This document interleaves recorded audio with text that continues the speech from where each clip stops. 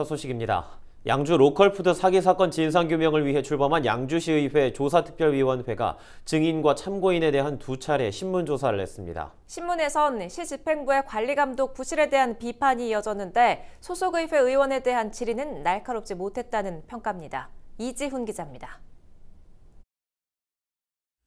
로컬푸드 매장에 물건을 댔다가 납품 대금을 못 받은 농민은 150여 명. 피해액은 1억 4천여만 원에 달합니다. 한낮 여름 그 하우스 안에서 땀 흘려가면서 만든 오이가 이겁니다. 이거 하나가 1,000원이에요. 오이 한 개는 200원이고.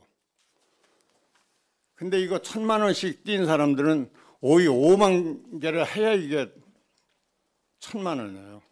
근데 여러분들은 이 농사꾼들의 그 애환을 알고 계셨는지.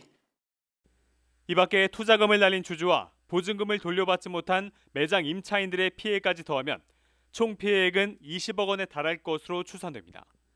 시의 관리 감독은 제대로 작동했던 것일까? 아니 그 시장님이나 부시장님이 조치를 어떻게 하라고 문서로다가 저 센터에다 내려보낸 거 있어요? 그런 건 없습니다. 그때 당시에도 우리가 로컬푸드를 어떻게 더 활성화할 수 있는 방안이 있는 건지 그 부분에 대해서 한번 잘 검토를 좀 먼저 해보자 하는 그런 얘기는 했습니다. 아니 활성화는 물건도 간 거예요. 제가 볼 때는. 양주시가 법인 측에 보조금을 지급하는 과정을 두고도 지적이 나옵니다. 보조금을 줬으면 시에서 관리 감독을 해야 되는 게 맞지 않냐. 철저하게 책임 없다 자기네는.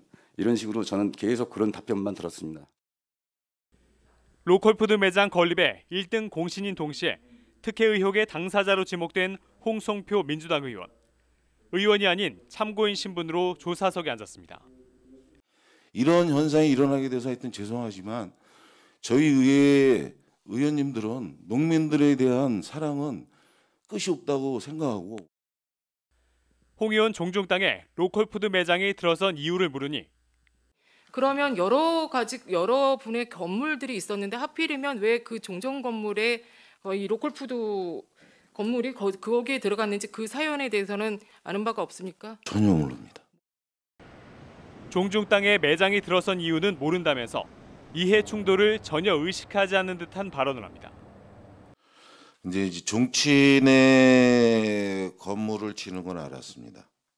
건물을 지는 건 어디다 짓는 거 알았는데 어느 날 뭐 들어보니 그게 로컬푸드가 글로 간다 그러더라고요. 그래서 참 장소 좋고, 예? 근데 보니까 세도 그렇고 보증금 보니까 좀 저렴하게 얻은 것 같더라고요.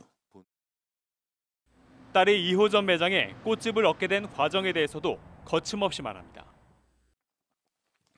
너 애들 키우는데 가작가기로도 하려면 여기 가서 꼭 팔래냐 그랬더니 우리 딸이 인천 삽니다.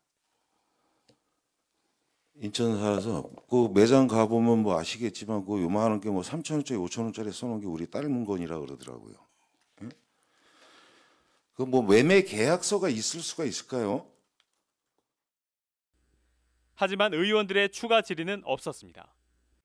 더 이상 질의하실 의원이 안 계시므로 홍성표 의원님에 대한 질의를 모두 마치겠습니다. 양주시의회 로컬푸드 조사특위는 오는 25일 조사 결과 보고서를 낼 계획입니다. 이번 사건의 핵심 당사자로 알려진 김 씨 부부가 잠적한 상황에서 정확한 책임 소재를 따지기엔 한계가 있습니다. 조사특위 활동이 마무리돼가지만 제19 감싸기, 맹탕 조사, 이 두 가지 꼬리표를 떼어내기 쉽지 않다는 평가입니다. 헬로티비 뉴스 이지훈입니다.